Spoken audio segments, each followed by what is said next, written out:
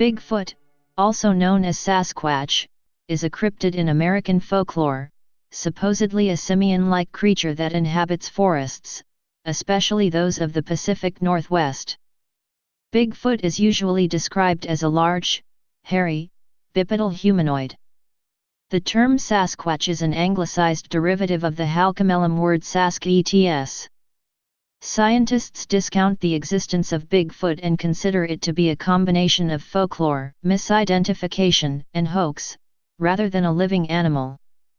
They note the lack of physical evidence after centuries of investigation, despite the fact that numerous creatures would have to exist in order to maintain a breeding population. A small group of investigators are sustained in their interest by occasional new reports of sightings. Such reports are attributed to persons seeing various animals, particularly black bears. Description: individuals claim to have seen Bigfoot, describing it as a large, hairy, muscular, bipedal ape-like creature, roughly 6'9 feet, 1.82.7 m, covered in hair described as black, dark brown, or dark reddish. Some descriptions include details such as large eyes, a pronounced brow ridge, and a large, low-set forehead. The top of the head has been described as rounded and crested, similar to the sagittal crest of the male gorilla. The creature has been reported as having a strong, unpleasant smell. The enormous footprints for which the creature is named are claimed to be as large as 24 inches, 60 centimeters, long and 8 inches, 20 centimeters, wide. Some footprint casts have also contained claw marks, making it likely that they came from known animals such as bears, which have 5 toes and claws. Proponents of Bigfoot's existence claim that the creature is omnivorous and mainly nocturnal. History: wild men stories are found among the Pacific Northwest coastal Indian tribes. Anthropologist and cryptozoologist Grover Krantz has written that stories of the Indians which can be confidently related to the Sasquatch correspond to the areas where white Americans have reported similar sightings. According to David Daegling, the legends existed before there was a single name for the creature. They differed in their details both regionally and between families in the same community. Similar accounts and legends of wild men are found on every continent except Antarctica. Ecologist Robert Pyle argues that most cultures have accounts of human-like giants in their folk history, expressing a need for some larger-than-life creature. Each language had its own name for the creature featured in the local version of such legends. Many names meant something along the lines of wild man or hairy man, although other names described common actions that it was said to perform, such as eating clams or shaking trees. Chief Mischel of the Encyclopedia at Lytton, British Columbia told such a story to Charles Hiltout in 1898. He named the creature by a Salishan variant meaning the benign-faced one. Members of the Lumi tell tales about Tzimiquis, the local version of Bigfoot. The stories are similar to each other in the general descriptions of Tzimiquis, but details differed among various family accounts concerning the creature's diet and activities. Some regional versions tell of more threatening creatures. The Stiyaa or Kwaikwiai were a nocturnal race. Children were warned against saying the names, lest the monsters hear and come to carry off a person, sometimes to be killed. In 1847, Paul Kane reported stories by the Indians about Skookums, a race of cannibalistic wild men living on the peak of Mount St. Helens in southern Washington state. Less menacing versions have also been recorded, such as one by Reverend Elkanah Walker from 1840. Walker was a Protestant missionary who recorded stories of giants among the Indians living near Spokane, Washington. The Indians said that these giants lived on and around the peaks of nearby mountains and stole salmon from the fishermen's nets. In the 1920s, Indian agent J.W. Burns compiled local stories and published them in a series of Canadian newspaper articles. They were accounts told to him by the STS Ales people of Chehalis and others. The STSales and other regional tribes maintained that the Sasquatch were real. They were offended by people telling them that the figures were legendary. According to STSales accounts, the Sasquatch preferred to avoid white men and spoke the Lillooet language of the people at Port Douglas, British Columbia at the head of Harrison Lake. These accounts were published again in 1940. Burns borrowed the term Sasquatch from the Halcomelum saskets, IPA, and used it in his articles to describe a hypothetical single type of creature portrayed in the local stories. Spotted elk, bears, and the origin of the Bigfoot name. The name Bigfoot was first recorded by Americans in the late 19th century.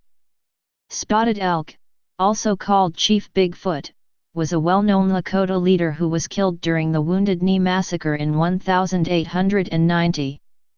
He was famous in his time and may have been the namesake for two fabled bears in the West. In the late 19th and early 20th centuries, at least two enormous marauding grizzly bears were widely noted in the press and each nicknamed Bigfoot. This may have inspired the common name of the ape creature and been a matter of confusion in early stories. The first grizzly bear Bigfoot was reportedly killed near Fresno, California in 1895 after killing sheep for 15 years. His weight was estimated at 2,000 pounds, 900 kilograms. The second one was active in Idaho in the 1890s and 1900s between the Snake and Salmon rivers, and nearly supernatural powers were attributed to it. Nearly twice the size of an ordinary grizzly, Bigfoot for years has levied his tribute of prime steers and no one has been found brave enough or clever enough to catch or kill him. With a single blow of his giant paw he kills the largest and best animal he can find and he usually takes the pick of a herd. He makes a single meal of the animal, and it is usually a meal that would provide a camp full of men for a week, and disappears, never to return to that locality again that season. The Idaho Bigfoot was shot and killed in 1902 near Pierce City and was credited with killing 1,000 cattle in his lifetime. Sightings. About one-third of all claims of Bigfoot sightings are located in the Pacific Northwest, with the remaining reports spread throughout the rest of North America. Most reports are considered mistakes or hoaxes, even by those researchers who say that Bigfoot exists. Bigfoot has become better known and a phenomenon in popular culture, and sightings have spread throughout North America. Rural areas of the Great Lakes region and the southeastern United States have been sources of numerous reports of Bigfoot sightings, in addition to the Pacific Northwest. The debate over the legitimacy of Bigfoot sightings reached a peak in the 1970s, and Bigfoot has been regarded as the first widely popularized example of pseudoscience in American culture. Proposed explanations for sightings. Various explanations have been suggested for the sightings and to offer conjecture on what type of creature Bigfoot might be. Scientists typically attribute sightings either to hoaxes or to misidentification of known animals and their tracks, particularly black bears. Misidentification. In 2007, the Bigfoot Field Researchers Organization put forward some photos which they claimed showed a juvenile Bigfoot. The Pennsylvania Game Commission, however, said that the photos were of a bear with mange. Anthropologist Jeffrey Meldrum, on the other hand, said that the limb proportions of the creature were not bear-like, they were more like a chimpanzee.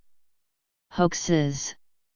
Both Bigfoot believers and non-believers agree that many of the reported sightings are hoaxes or misidentified animals. Author Jerome Clark argues that the Jacko affair was a hoax, involving an 1884 newspaper report of an ape-like creature captured in British Columbia. He cites research by John Green, who found that several contemporaneous British Columbia newspapers regarded the alleged capture as highly dubious, and notes that the Mainland Guardian of New Westminster, British Columbia wrote, "Absurdity is written on the face of it." Tom Biscardi is a longtime Bigfoot enthusiast and CEO of Searching for Bigfoot Inc. He appeared on the Coast to Coast AM Paranormal radio show on July 14, 2005 and said that he was 98% sure that his group will be able to capture a Bigfoot which they had been tracking in the Happy Camp, California area. A month later, he announced on the same radio show that he had access to a captured Bigfoot and was arranging a pay-per-view event for people to see it. He appeared on Coast to Coast AM again a few days later to announce that there was no captive Bigfoot. He blamed an unnamed woman for misleading him, and said that the show's audience was gullible. On July 9, 2008, Rick Dyer and Matthew Whitten posted a video to YouTube, claiming that they had discovered the body of a dead Sasquatch in a forest in northern Georgia. Tom Biscardi was contacted to investigate. Dyer and Whitten received $50,000 from Searching for Bigfoot, Inc. as a good faith gesture. The story was covered by many major news networks, including BBC, CNN, ABC News, and Fox News. Soon after a press conference, the alleged Bigfoot body was delivered in a block of ice in a freezer with the Searching for Bigfoot team. When the contents were thawed, observers found that the hair was not real, the head was hollow, and the feet were rubber. Dyer and Whitten admitted that it was a hoax after being confronted by Steve Coles, executive director of SquatCHDetective.com. In August 2012, a man in Montana was killed by a car while perpetrating a Bigfoot hoax using a ghillie suit. In January 2014, Rick Dyer, perpetrator of a previous Bigfoot hoax, said that he had killed a Bigfoot creature in September 2012 outside San Antonio, Texas. He said that he had scientific tests performed on the body, from DNA tests to 3D optical scans to body scans. It is the real deal. It's Bigfoot, and Bigfoot's here, and I shot it, and now I'm proving it to the world. He said that he had kept the body in a hidden location, and he intended to take it on tour across North America in 2014. He released photos of the body and a video showing a few individuals' reactions to seeing it, but never released any of the tests or scans. He refused to disclose the test results or to provide biological samples. He said that the DNA results were done by an undisclosed lab and could not be matched to identify any known animal. Dyer said that he would reveal the body and tests on February 9, 2014 at a news conference at Washington University, but he never made the test results available. After the Phoenix tour, the Bigfoot body was taken to Houston. On March 28, 2014, Dyer admitted on his Facebook page that his Bigfoot corpse was another hoax. He had paid Chris Russell of Twisted Toy Box to manufacture the prop from latex, foam, and camel hair, which he nicknamed Hank. Dyer earned approximately $60,000 from the tour of this second fake Bigfoot corpse.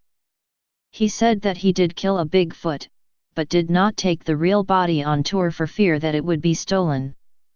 Gigantopithecus. Bigfoot proponents Grover Krantz and Jeffrey H. Bourne believed that Bigfoot could be a relict population of Gigantopithecus.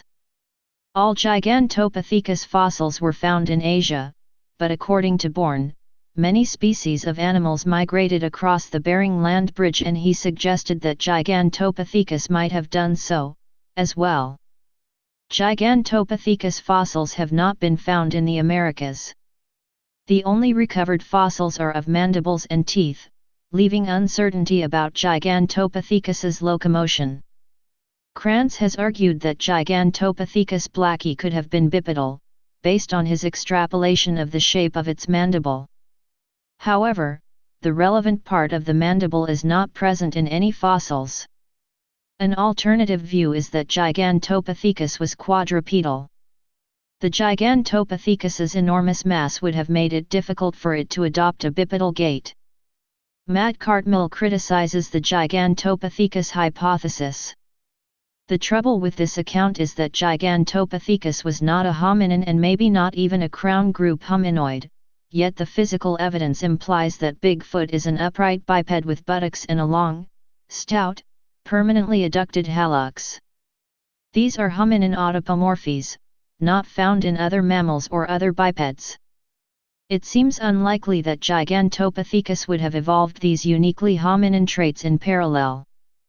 Bernard G. Campbell writes, that Gigantopithecus is in fact extinct has been questioned by those who believe it survives as the Yeti of the Himalayas and the Sasquatch of the Northwest American coast.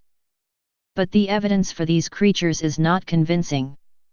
Extinct hominidae. Primatologist John R. Napier and anthropologist Gordon Strasenberg have suggested a species of Paranthropus as a possible candidate for Bigfoot's identity, such as Paranthropus robustus, with its gorilla-like crested skull and bipedal gait despite the fact that fossils of Paranthropus are found only in Africa. Michael Rugg of the Bigfoot Discovery Museum presented a comparison between human Gigantopithecus and Meganthropus skulls, reconstructions made by Grover Krantz, in episodes 131 and 132 of the Bigfoot Discovery Museum show. He favorably compares a modern tooth suspected of coming from a Bigfoot to the Meganthropus fossil teeth, noting the worn enamel on the occlusal surface. The Meganthropus fossils originated from Asia, and the tooth was found near Santa Cruz, California. Some suggest Neanderthal, Homo erectus, or Homo heidelbergensis to be the creature, but no remains of any of those species have been found in the Americas. Scientific view. The evidence that does exist supporting the survival of such a large, prehistoric ape-like creature has been attributed to hoaxes or delusion rather than to sightings of a genuine creature. In a 1996 USA Today article, Washington State zoologist John Crane said, "There is no such thing as Bigfoot. No data other than material that's clearly been fabricated has ever been presented." In addition, scientists cite the fact that Bigfoot is alleged to live in regions unusual for a large, non-human primate, i.e., temperate latitudes in the northern hemisphere. All recognized apes are found in the tropics of Africa and Asia. Mainstream scientists do not consider the subject of Bigfoot an area of credible science, and there have been a limited number of formal scientific studies of Bigfoot. Evidence such as the 1967 Patterson-Gimlin film has provided no supportive data of any scientific value. As with other similar beings, climate and food supply issues would make such a creature's survival in reported habitats unlikely. Great apes have not been found in the fossil record in the Americas, and no Bigfoot remains are known to have been found. Philip Stevens, a cultural anthropologist at the University at Buffalo, summarized the scientific consensus as follows. It defies all logic that there is a population of these things sufficient to keep them going. What it takes to maintain any species, especially a long-lived species, is you gotta have a breeding population. That requires a substantial number, spread out over a fairly wide area where they can find sufficient food and shelter to keep hidden from all the investigators. In the 1970s, when Bigfoot experts were frequently given high-profile media coverage, MacLeod writes that the scientific community generally avoided lending credence to the theories by debating them. Researchers Yvonne T. Sanderson and Bernard Uvelmans have spent parts of their career searching for Bigfoot. Later scientists who researched the topic included Carlton S. Kuhn, George Allen Agogino and William Charles Osman Hill, although they came to no definite conclusions and later drifted from this research. Anthropologist Jeffrey Meldrum has said that the fossil remains of an ancient giant ape called Gigantopithecus could turn out to be ancestors of today's commonly known Bigfoot. John Napier asserts that the scientific community's attitude towards Bigfoot stems primarily from insufficient evidence. Other scientists who have shown varying degrees of interest in the creature are David J. Degeling, George Schaller, Russell Mittermeier, Darius Swindler, Esteban Sarmiento, and Carlton S. Kuhn. Formal studies.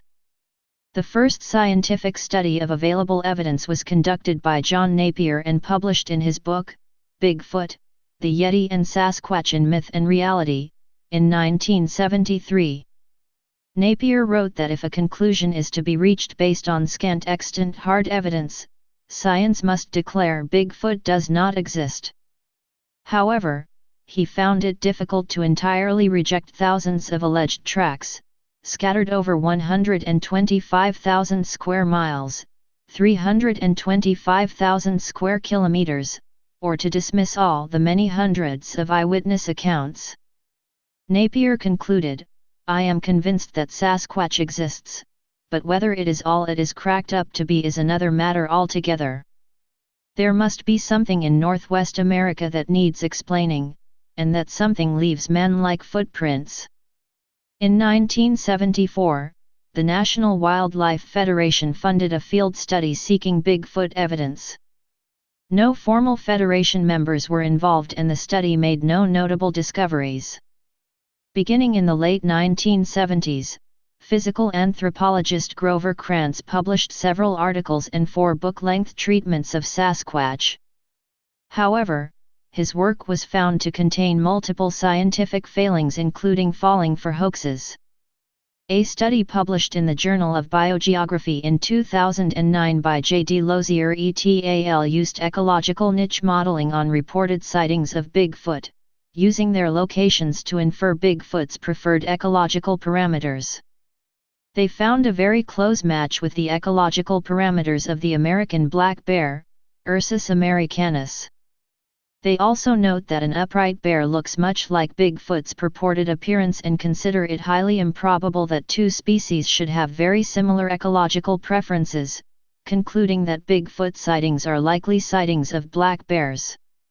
In the first systematic genetic analysis of 30 hair samples that were suspected to be from Bigfoot, Yeti, Sasquatch, Almasti or other anomalous primates, only one was found to be primate in origin, and that was identified as human. A joint study by the University of Oxford and Lausanne's Cantonal Museum of Zoology and published in the Proceedings of the Royal Society B in 2014, the team used a previously published cleaning method to remove all surface contamination and the ribosomal mitochondrial DNA 12's fragment of the sample was sequenced and then compared to GenBank to identify the species' origin. The samples submitted were from different parts of the world, including the United States, Russia, the Himalayas, and Sumatra. Other than one sample of human origin, all but 2 are from common animals. Black and brown bear accounted for most of the samples. Other animals include cow, horse, dog/wolf/coyote, sheep, goat, raccoon, porcupine, deer, and tapir. The last 2 samples were thought to match a fossilized genetic sample of a 40,000-year-old polar bear of the Pleistocene epoch. However, a later study disputes this finding. In the second paper, tests identified the hairs as being from a rare type of brown bear. Bigfoot claims.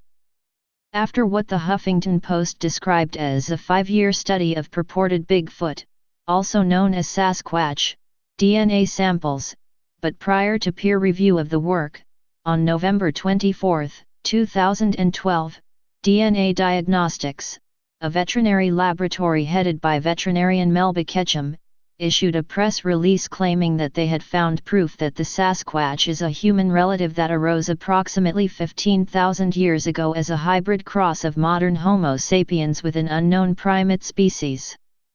Ketchum called for this to be recognized officially, saying that government at all levels must recognize them as an indigenous people and immediately protect their human and constitutional rights against those who would see in their physical and cultural differences a license to hunt, trap, or kill them. Failing to find a scientific journal that would publish their results, Ketchum announced on February 13, 2013 that their research had been published in the De Novo Journal of Science. The Huffington Post discovered that the journal's domain had been registered anonymously only 9 days before the announcement. This was the only edition of De Novo and was listed as Volume 1, Issue 1, with its only content being the Ketchum paper. Shortly after publication, the paper was analyzed and outlined by Sharon Hill of Doubtful News for the Committee for Skeptical Inquiry. Hill reported on the questionable journal, mismanaged DNA testing and poor quality paper, stating that the few experienced geneticists who viewed the paper reported a dismal opinion of it, noting it made little sense. The Scientist magazine also analyzed the paper, reporting that geneticists who have seen the paper are not impressed. To state the obvious, no data or analyses are presented that in any way support the claim that their samples come from a new primate or human-primate hybrid, Leonid Kruglyak of Princeton University told the Houston Chronicle. Instead, analyses either come back as 100% human, or fail in ways that suggest technical artifacts. The website for the De Novo Journal of Science was set up on February 4, and there is no indication that Ketchum's work, the only study it has published, was peer-reviewed. Bigfoot organizations. There are several organizations dedicated to the research and investigation of Bigfoot sightings in the United States. The oldest and largest is the Bigfoot Field Researchers Organization, BFRO. The BFRO also provides a free database to individuals and other organizations. Their website includes reports from across North America that have been investigated by researchers to determine credibility. In February 2016, the University of New Mexico at Gallup held a two-day Bigfoot conference, at a cost of $7,000 in university funds. In his pursuit of Bigfoot, David Paulides, author of 2 self-published books on the subject, created the research group North America Bigfoot Search, for which he serves as director, and which Paulides says was instrumental in the genesis of the Ketchum paper published in 2013 claiming Bigfoot was real. In popular culture, Bigfoot has had a demonstrable impact as a popular culture phenomenon. It has become entrenched in American popular culture, and it is as viable an icon as Michael Jordan, with more than 45 years having passed since reported sightings in California, and neither an animal nor a satisfying explanation as to why folks see giant hairy men that don't exist. When asked for her opinion of Bigfoot in a September 27, 2002, interview on National Public Radio's Science Friday, Jane Goodall said, "I'm sure they exist," and later said, chuckling, "Well, I'm a romantic, so I always wanted them to exist," and finally, "Why isn't there a body?